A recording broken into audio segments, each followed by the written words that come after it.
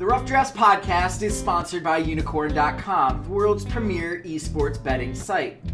Bet on your favorite games like CSGO, Dota 2, and League of Legends, and earn Unicoins through successful bets, or use Unicorn's exclusive Connect program, where you can earn Unicoins just by playing some of your favorite games. Use your earnings to enter Unicorn's raffles for exciting prizes like Logitech peripherals or CSGO skins.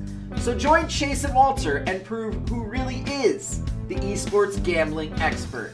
Unicorn.com. Log on today.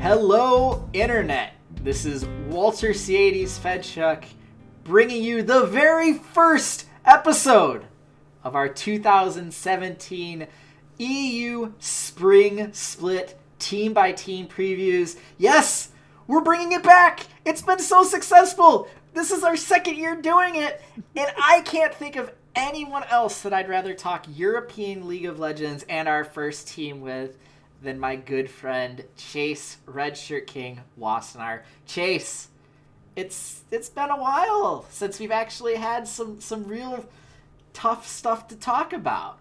Man, I love this time of year. You can see, if you're following on YouTube, you just saw like the double fist pump and everything. I love this period of the season because this is when anything is possible. We're looking at all these rosters, all these moves that have happened, and trying to put together the mental gymnastics of how these pieces may or may not fit. And we totally forget the fact that at least 3 of these rosters will look entirely different by the end of the split, because someone will get signed at the last minute, or someone will be underperforming and benched, or all of the crazy things that happen every year that make our predictions look silly in retrospect. We can ignore all of that, look at this, and just really try to piece what this region is going to look like. And the team we're talking about on day one here, this is a team that really has exemplified the region at its best and at its worst over the last few years. And I'm excited to talk about this because they have changed a lot of things.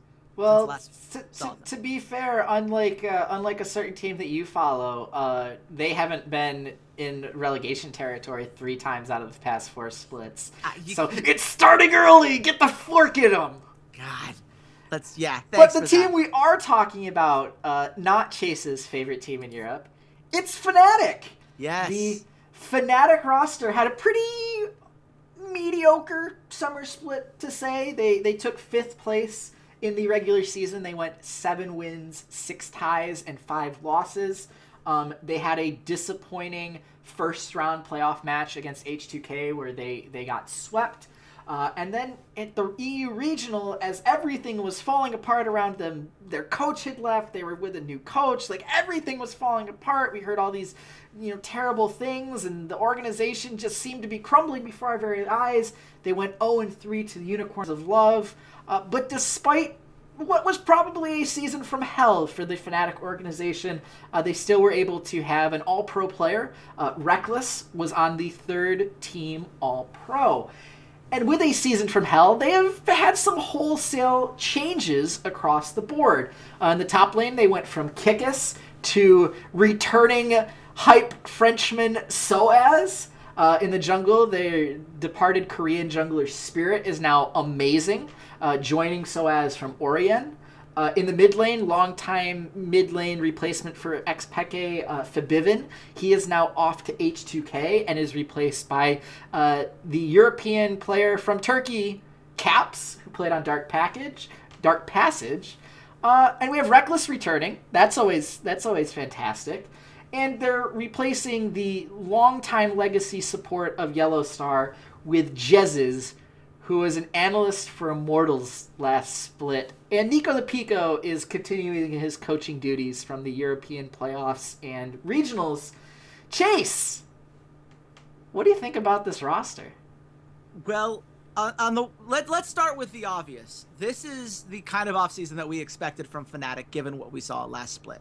Fnatic does not settle for mediocre. That is not something that they find acceptable. It's not something that they have used as a standard for any of the esports they've gotten involved in. So when you lose in regionals 0-3 to Unicorns of Love and you lose to H2K the way that they did in the summer playoffs, yeah, we're going to see a lot of changes. And we got to give Fnatic credit. They recognized the problem that roster had, and instead of just importing in Koreans and doing the typical kind of pitfalls that we saw, they looked within to Europe and tried to make changes on that end. Were all those changes good?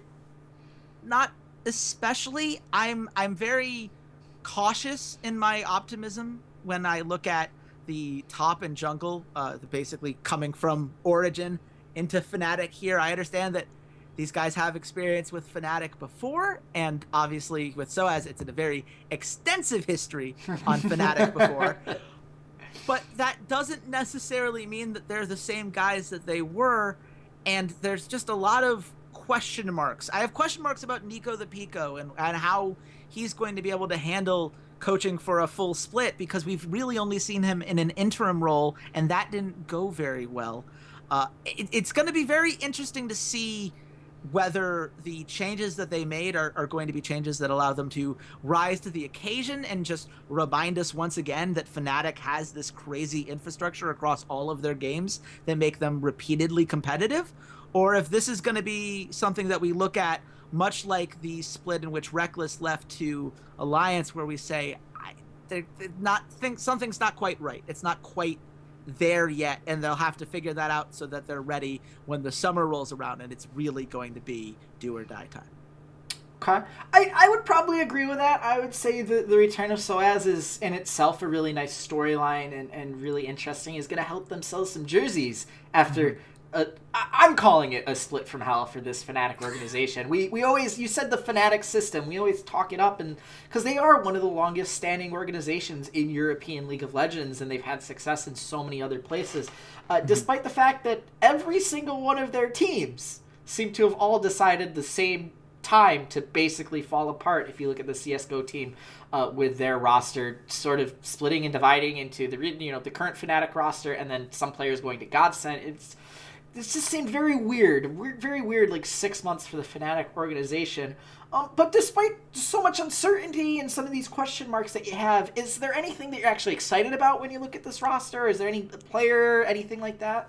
Oh, there's plenty to be excited about on this team, and it starts with Caps. I mean, Caps is the guy that's going to be the one that we are going to be zoning in on from day one, because right now, as we're recording this, he is the only potential next great European mid laner.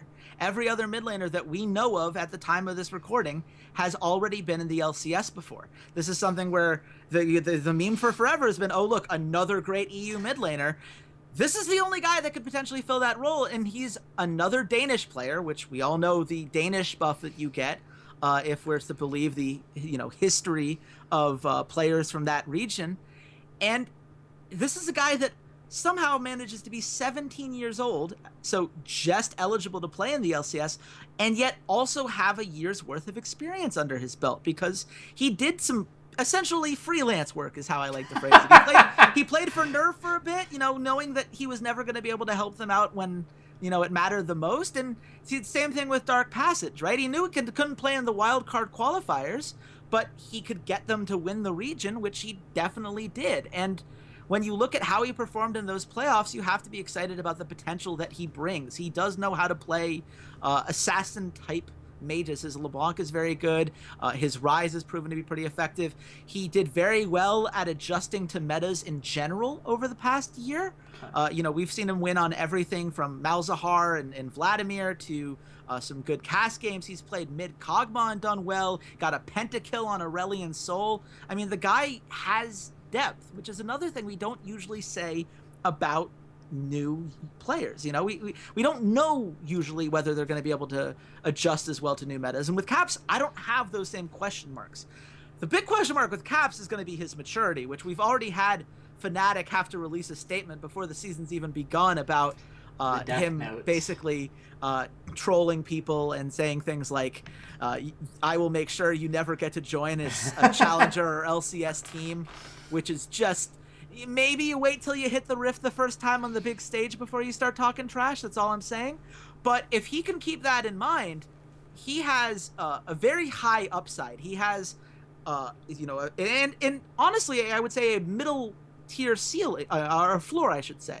I don't think that the worst case scenario for Caps is going to look particularly poor, just because he does have that depth and he does know what it means to play on a big stage. He has played in playoff series before.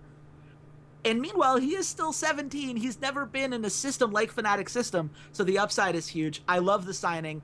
I'm very excited to see if he could live up to the hype that European mid laners have brought over the years. Why am I not surprised the former Turkish coach would pick the player from Turkey? That doesn't surprise me in the slightest. Even when you sent me, like, this is who I want to talk about, like, it didn't shock me. When you have Amazing and sOAZ and Reckless, you chose Caps. I think everything you say is correct. I think he does have a nice depth to his champion pool that a lot of younger players don't necessarily have. I'm a little tempered on my expectations because most of the actual really good European mid laners, the young ones, they do take like a split to get used to playing. We were so spoiled with the Alex Leaches and the Froggins and all of them, but it took them a little while at the beginning of their careers to actually ramp up to the excellent players they are, and we've been bitten before with a couple of players, Betsy, Power of Evil, where, sometimes right out the gate they look really good and then they hit that rookie wall, week 6, 7, 8, and then they start to fall back to earth and then they never quite recover. So when you say he's the best young, he has the potential to be the best, next big thing in Europe in terms of mid laner, there's another player that I'm actually thinking for that I think can definitely improve that's on another team we'll talk about later. And I'm glad you brought up the maturity thing, because that definitely was, they did this awesome announcement from Fnatic Gear in Berlin, and then just a day later, you get all this about him being terrible to people in solo queue and threatening people in the Skype group, and then all the jokes came out that he has the death note and that Selfie's, he's the reason Selfie isn't on Misfits anymore, and yada, yada, yada, yada. And despite all of that, despite the maturity issues, there is another player that you are more worried about on this roster. Chase, why does Jesiz scare you so much? Oh, Jesiz is terrifying. Well, and here's the thing. It's terrifying because when you look at what you need for a guy like Caps to succeed, right? You need to make sure that the pieces around him are going to make it easy for him to achieve his potential, right? If you don't want to be leaning too hard on a rookie. You want him to feel comfortable. You want him to get his, put his feet in the water, get used to playing on that LCS stage, get used to best of twos on a regular basis, or best of threes, I should say. They're now in a best of three format. Pardon me there. I approve. But yeah, thank goodness for the record. But you want to make sure that you're not putting all of the pressure on him to win these games. So then you have to go to the bot lane, and Reckless has proven over the years when he's with a support that he does very well with, it is a very different Reckless than the Reckless that he doesn't, that doesn't have a support that he feels comfortable with. And I don't understand why anyone would feel comfortable with Jesiz as a support player. And I know the immediate thing people are saying, it's like, oh, well, look, he used to be a mid laner and he was, that was a long time ago, and he played bot lane a bit in 2015. So, that works out. You know what? He played support too in 2015. He played for Dignitas at IEM Cologne, and it was so bad they asked him to be an analyst instead because they had him under contract, but they didn't want to play him anymore. So then he went to Immortals. He's been an analyst there. Great. Like, I'm glad that he has a mind for the game, but that is so different from playing. And I have been going through in my head, just trying to go through names and thinking of a single player that has gone from being out of the league for over a year and then come back and been good. It's almost unprecedented to go an entire year without playing competitive league after having previously established a career and then succeeding, let alone doing so in what is essentially his third position of competitive play that he's ever done. I don't understand how this is supposed to work out at all. I know he looks good on the ladder. I understand that, solo queue, he's done his thing. Solo queue is a terrible way to measure how a player plays on a on the big stage in a LCS environment. We've seen this time and time again. That's why we have memes about, hey, they looked good in scrims. We don't know why they didn't do well. Well, because scrims aren't real games. Mm-hmm. And in real games, Jesiz has not looked good in a very long time. And that's even going back to before he took a year off of the game and whatever rust that adds onto it. So this just made no sense to me. It really felt like they needed someone who would be more of a playmaker, who can enable that bot lane to be a bigger part of their game and take some pressure off of Caps. And they signed someone who I think does the exact opposite. So I am very worried about what that does to the balance for this team. I get your points. I understand the worry. He's one of the things that I'm worried about too. I just have to trust Reckless here if I'm Fnatic. And Reckless has seen something. Reckless has played a lot with him. When he was over in Korea, he did very well on the Korean ladder. I've got to trust my star. I got to trust my AD carry that this is the guy he wants to play, that this is the guy that he's going to feel the most comfortable with, and just go with it. And just pray to God that it doesn't backfire, because if it works and if this is someone that Reckless is comfortable with, you said it earlier, when Reckless is comfortable with a support, he does play very well. As poorly as Yellowstar played last split, Reckless was comfortable, and Reckless had a great split. We said earlier, he was all-pro third team. Granted, there weren't a lot of great European AD carries. And still, that is hard to do when your support is as bad as Yellowstar was playing mechanically. Like that.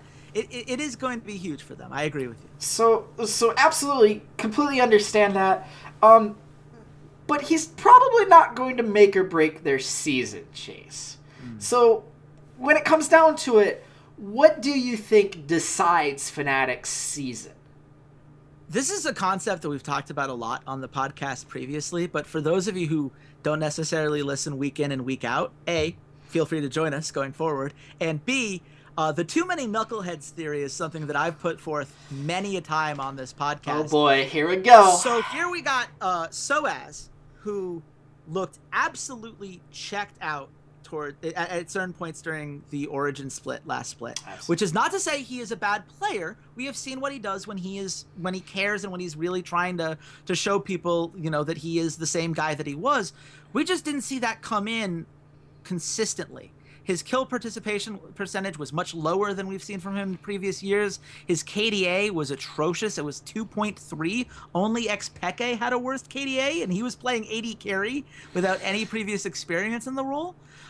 This is just, it's something where you have to look at it and say, what are the lessons that Caps is going to be learning throughout the split? And if he's learning from sOAZ, what he's going to learn is, tilting is totally okay, and you're just going to have some games where you just int, and that's going to happen. And Tabs has even pointed out that Caps is starting to do that in solo queue play. He had a tweet earlier. It's like, I used to think Caps was great, and now he's inting all the time in solo queue. I wonder how we'll do in the LCS. Well, a guy like sOAZ who says, don't worry about solo queue so much, and don't worry about coaches and all these things. Just, do well on the stage, and none of that will matter. That could be poison to a young player. And so that worries me from just a mentality standpoint.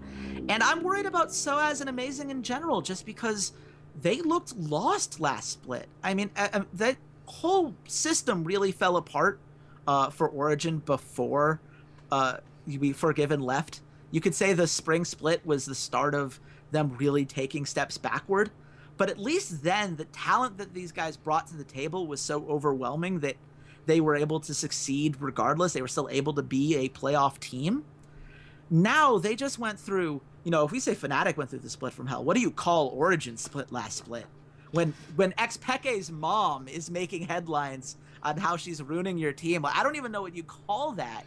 What kind of mentality are you able to bring to the next job coming out of that? Where does that leave you in a mental position? And not only that, but you basically, I don't know what lessons Amazing takes from that last split, but one of them has to be that he's got to figure out where the hell he's supposed to be going on the map, because there was no clear call for that when he was back on Origin. And what, is Caps going to be your shot caller now? Is Jesiz your shot caller now? Who is the guy that's going to make sure Amazing doesn't look as lost as he did?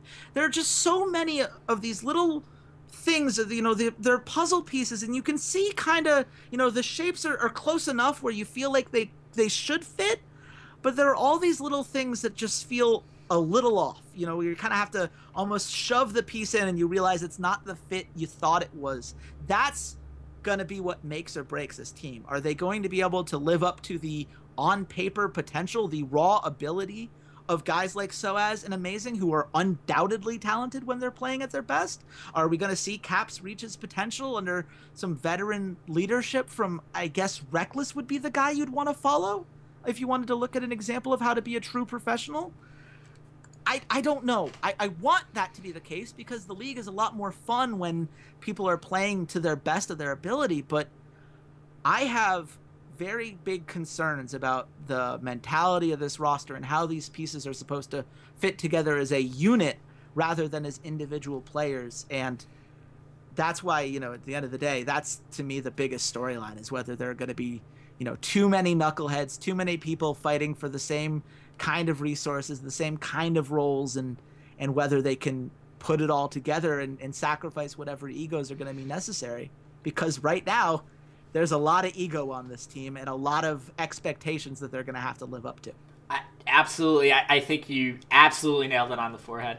I'm dubbing this the Amazing sOAZ Redemption Tour. That is what the spring split is going to be, because I truly agree with you. It's really going to come down to sOAZ as a player and Amazing as players. Can they shake off the rust and the even worse season that they had in the summer with Orion? I think some of the numbers were just that sOAZ realized that team fighting, they just weren't there, that Peke wasn't that great, and a lot of it was him split pushing. I think that's why his kill participation numbers down. I think that's why he died a little bit more, is because sOAZ does historically do that. When he realizes that the team really can't do it, he tries to step up and he tries to force plays. And there were definitely some games early on in the split where he was on things like Fiora, where he was trying to play Gnar, these kind of split push champions, that he really tried to put as much pressure on the map to try and help out some of his overmatched teammates. Again, Amazing has shown in the past that sometimes with champion pool he can have issues and that can affect his play. But at the end of the day, if Fnatic is going to be successful and return to its roots as, you know, one of the best organizations in Europe, really are going to have to redeem themselves. And if not, this is just, you know, the continuation of sad declines for a couple of players that might be looking towards retirement in the not so distant future. Chase, at the end of the day, where are they going to end up? Do they make the playoffs? Do they make the finals? Are they relegated? Give me something here. Give me a prediction. They're not relegated. I think they're a 6 Okay. seed. I think they're a 5 or 6 seed. I think that they're going to struggle out of the gate because it's going to take some time to get Caps to adjust to what's going on with the rest of these pieces. These are very different pieces as far as stylistic, how these guys want to play as a unit than anyone he's played with before. So that's going to take some time. I think that Jesiz is going to take some time to really ramp up if he's going to get there. I think there's too much raw talent to see this team in relegations or even kind of leaning down towards that end of the strip. I think that there are too many teams that have a much clearer identity for me to be able to say that Fnatic is certainly going to be above them. I think if they do everything right, this could be as high as a 3 seed. I think it takes more than a split to get there, though. So I'm gonna say tentatively that 5 to 6 range, and just say that they have a much better chance of outperforming my fear than doing much worse than where I see them. If they were anything worse than 7th, I would be, well, I'd have a lot of pitchforks and torches if I were a Fnatic fan. I'll put it that way. Again, you're kind of nailing right where I think they're going to be. I think in Europe, there's probably 3 tiers of teams. There's, you know, top 3 teams. There's this big chunk in the middle, and then there's a couple teams way down at the bottom that just I don't know. We'll have to see when they actually get on the rift. But I think that, you know, lower playoff picture into staying out of relegation, definitely a good spot to put them in, depending on which way the dominoes fall. Chase, that's our first European team. We have 9 more of these to cover. We've got 2 weeks of team-by-team previews. And as always, you guys can follow us on social media. I'm at Ceades_LOL. Chase, where can the good folks at home find you? You can find me at RedShirtKing. Please let me know what you think. If you think Fnatic's going to be doing better than I expect, let me know why you think that. If you think that they're about to crash and burn. I'd love to hear why you think that as well. Love hearing what you guys have to say about these previews. And like I said, this is only day one. We've still got a North American team that's if you just hit next, they'll be out. We're going to be talking about Team Solo Mid, a team near and dear to my heart. And then if you come back tomorrow, there's going to be 2 new podcasts for you, one for NA and one for Europe. And Chase, I really don't know if we can raise expectations for this team any higher. So until then, Internet, goodbye. Hey there, Ceades here. Thanks for checking out the podcast. And if you enjoyed today's episode, consider supporting us at www.patreon.com/roughdraftspod. For just $1 a month, you can join your fellow listeners in our patron-only Discord channel and help keep the content coming, or join our VIP club where $1 a show or $8 a month gets you first priority on all patron content like our patron-only Q&As. And check us out on all of our social media, Twitter @RoughDraftsPod, Facebook.com/RoughDraftsPod, SoundCloud.com/esportsroughdrafts, as well as on iTunes and YouTube by just searching for the Rough Drafts Podcast. Thanks for listening, and goodbye, Internet.